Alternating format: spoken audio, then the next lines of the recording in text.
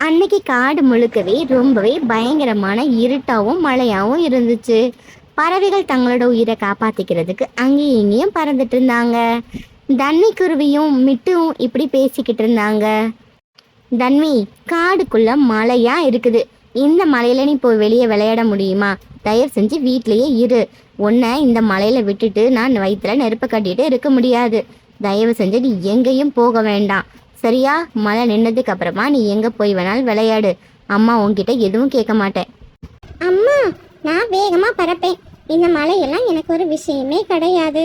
நான் காட்டுல இருக்கிற அந்த ஏரி பக்கத்துல போய் பறந்து போய் விளையாடணும். நீங்க என்ன தடுக்கவே தடுக்காதீங்க. சொன்னா கேளு தன்வி, காடு முழுக்கவே ரொம்பவே புயலும் மழையுமா இருக்கு. இந்த மலையில வெளியே போனீன்னா உன்னால கண்டிப்பா பறக்க முடியாது. சிறகுகள் எல்லாமே நனைஞ்சு நீ கீழே விழுந்துருவ. ஐயோ அம்மா, இந்த மின்னலை விட நான் வேகமா பறந்து போய் சீக்கிரமா ஆத்தங்கரையில விளையாடிட்டு வரேம்மா. சரிம்மா, பாய். அப்படி சொல்லிட்டு எவ்வளவு தண்ணி சொல்லியும் கேட்காம மிட்டு அங்கிருந்து பறந்து போயிருச்சு.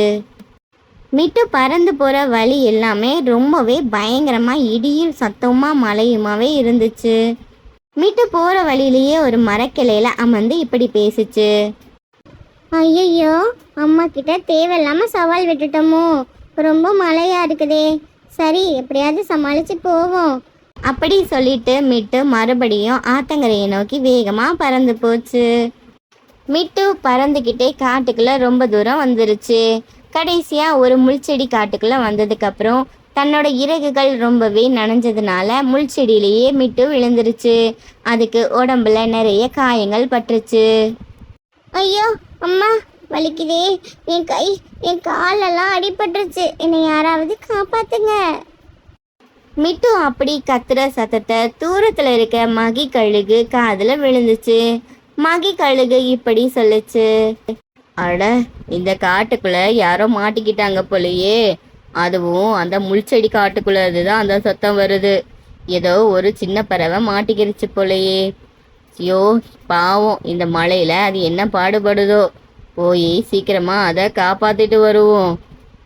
அப்படி பேசிக்கிட்டு மகிக்கழுகு முள்செடி காட்டை நோக்கி பறந்து போச்சு.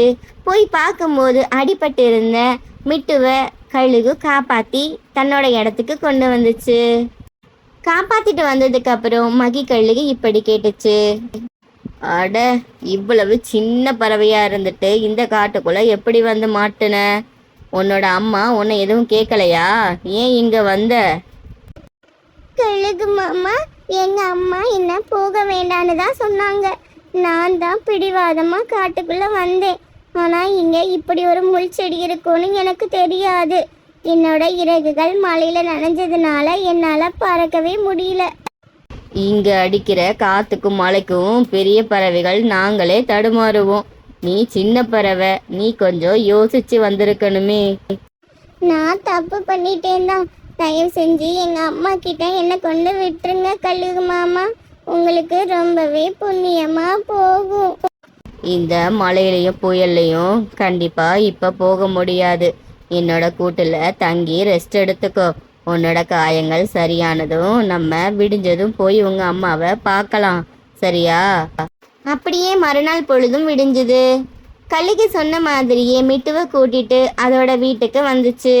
வந்து பார்க்கும்போது வீட்டில் தன்வி இல்லை. ஐயோ மாமா, அம்மா வெளியே என்னை தேடி தான் போயிருப்பாங்கன்னு நினைக்கிறேன். நம்ம கொஞ்ச நேரம் இங்கே இருப்போம், அம்மா வந்துடுவாங்க. அப்படி மிட்டு பேசிக்கிட்டு இருக்க வேலையிலேயே தன்வி குருவி வெளியே போயிட்டு திரும்ப வீட்டுக்கு வந்துருச்சு. அட மிட்டு, நீ எங்க போன? உன்னை தேடி நான் காட்டுக்குள்ள எங்கெல்லாம் அலைஞ்சு தெரியுமா? ராத்திரி முழுக்க உன்னை தேடி தான் அம்மா ஊர் ஊரா சுத்திக்கிட்டு இருந்தேன். நீ எங்க போன? உன் உடம்புல என்ன இவ்வளோ காயங்கள்லாம் ஏற்பட்டிருக்கு? தன்வி குருவி அப்படி கேட்டுக்கிட்டு இருக்க வேலையிலேயே கழுகு நடந்த எல்லா விஷயத்தையுமே விலாவாரியா தன்விக்கு சொல்ல ஆரம்பிச்சுது. கழுகு சொன்னதை கேட்டுட்டு தன்வி குருவி இப்படி சொல்லிச்சு. கழுகாரே, என்னோட குழந்தைய காப்பாற்றி கொடுத்ததுக்கு உங்களுக்கு ரொம்ப நன்றி. இந்த உதவியை நான் என்றைக்குமே மறக்க மாட்டேன். நீங்கள் நல்லா இருக்கணும். அப்படி தன்வி குருவி சொன்னதுமே கழுகு அங்கே இருந்து தன்னோட கூட்டை நோக்கி பறந்து போயிருச்சு. தண்ணி குருவியுமே மிட்டுக்கு ரொம்பவே நல்ல ஒரு அட்வைஸை கொடுத்துச்சு. இனிமே தன்னோட பேச்சை கேட்டு தான் நடக்கணும் அப்படின்னு சொல்லிட்டு மிட்டுவும் தன்னோட தப்பை இனிமே திருத்திக்கிட்டு நல்லபடியாக இருப்பேன் அப்படின்னு சொல்லிருச்சு.